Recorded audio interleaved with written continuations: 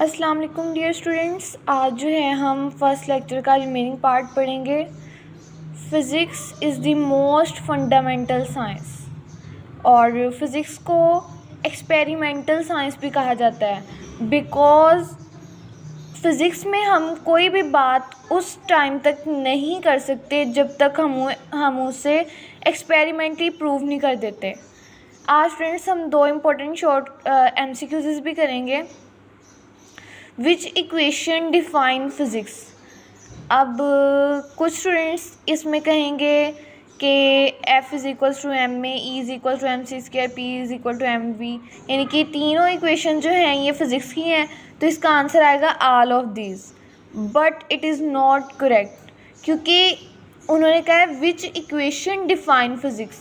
आपको याद होगा फर्स्ट लेक्चर में हमने ये पढ़ा था कि फ़िज़िक्स की डेफिनेशन में हमने तीन चीज़ें इंपॉर्टेंट पढ़ी थी, एक मैटर, दूसरा एनर्जी और तीसरा उसका म्यूचुअल रिलेशनशिप।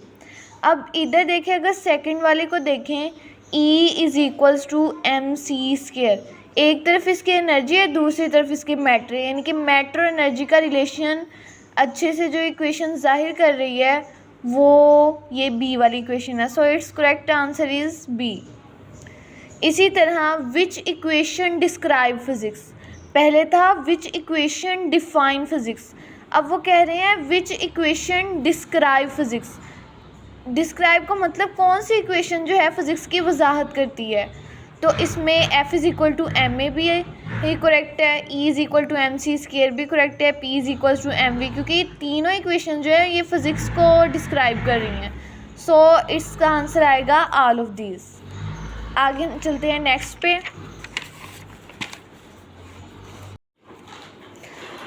अच्छा स्टूडेंट्स, जैसे हमने फर्स्ट लेक्चर में पढ़ा था कि नेचुरल फ़िलासफ़ी के जो हैं उसको, नेचुरल फ़िलासफ़ी को टू ब्रांचेस में जो है डिवाइड कर दिया गया, जैसे फ़िज़िकल साइंस, बायोलॉजिकल साइंस, फिर फ़िज़िकल साइंस को भी ब्रांचेस में डिवाइड कर दिया गया। इसी तरह क्या हम फ़िज़िक्स को डिवाइड कर सकते हैं? जी बिल्कुल कर सकते हैं। फ़िज़िक्स को हम टू ब्रांचेस में डिवाइड करते हैं, पहला प्योर ब्रांचेस और फिर ओवरलैपिंग ब्रांचेस। प्योर ब्रांचेस में एग्जांपल्स आ जाती हैं मैकेनिक्स, ऑप्टिक्स और न्यूक्लियर फिज़िक्स की। और अगर ओवरलैपिंग ब्रांचेस की बात करें, ओवरलैपिंग ब्रांचेस का मतलब ये होता है कि ऐसी ब्रांचेस जिसमें हम फिज़िक्स को किसी और सब्जेक्ट के साथ कंबाइन करके पढ़ें, जैसा कि इधर एग्जांपल में biophysics. For example movement of joint, अब मैं अपने जॉइंट को हिला रही हूँ, इट मीन्स डैट एक तो मैं जो है लिविंग थिंग की बात कर रही हूँ, दूसरा मैं मोशन की बात कर रही हूँ। जो मोशन जो है वो हम फिज़िक्स में पढ़ते हैं, तो इसका मतलब है कि हम बायो और फिज़िक्स को इकट्ठा पढ़ेंगे। इसी तरह हम मेडिकल फ़िज़िक्स और एस्ट्रोफिज़िक्स। इम्पोर्टेंट शॉर्ट क्वेश्चन आज हम एक पढ़ेंगे, मेन फ्रंटियर ऑफ फिज़िक्स।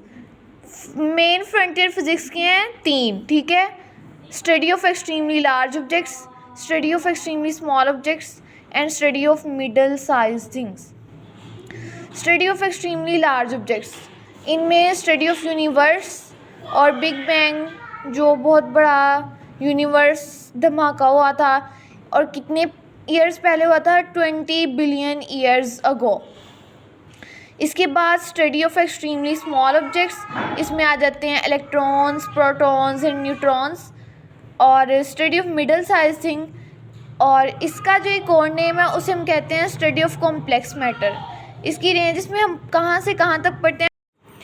इसी तरह ये जो है इसकी रेंज मॉलिक्यूल से लेके, इसमें हम मॉलिक्यूल से लेकर अर्थ तक पढ़ते हैं, यानी कि मॉलिक्यूल से के साइज़ से लेकर अर्थ के साइज़ तक जितनी भी चीज़ें हैं वो इंक्लूड होती हैं study of middle size thing या स्टडी ऑफ कॉम्प्लेक्स मैटर में।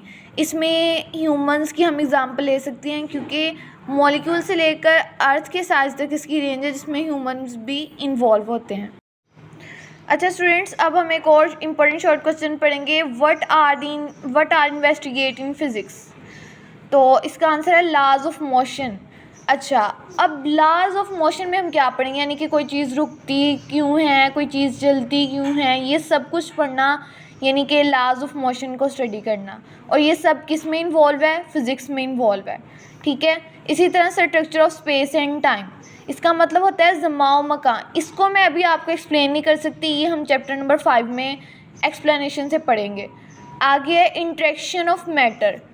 अब मैटर इंटरेक्ट कैसे करते हैं एक दूसरे के साथ, यानी कि जब मैटर्स इंटरेक्ट करते हैं तो उनमें मोमेंटम कंजर्व रहती है। दो तरह के कोलिजन होते हैं, इलास्टिक कोलिजन, इनइलास्टिक कोलिजन। तो ये इन सब चीज़ों को पढ़ना, यानी कि इंटरेक्शन ऑफ मैटर को पढ़ना, और ये किस में इन्वॉल्व है, फिज़िक्स में इन्वॉल्व है। इसी तरह interaction of radiation with matter. For example, जैसा कि अक्सर घरों में सोलर पैनल्स लगे होते हैं, वो सोलर पैनल्स पे जब रेडिएशन से अट्रैक्ट करती हैं सनलाइट की, तो उसके बदले में एनर्जी प्रोड्यूस होती है, हमें क्या मिलती है, एनर्जी मिलती है। तो इसको भी पढ़ना, interaction of radiation with matter, ये भी इसमें इन्वॉल्व होता है फिज़िक्स में। इसी तरह डिफरेंट टाइप ऑफ फोर्सेस को स्टडी करना।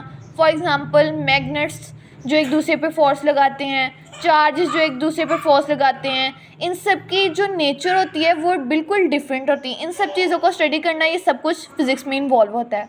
स्टूडेंट्स, होपफुल हूँ कि आपको आज का लेक्चर बहुत अच्छे से समझ आया होगा।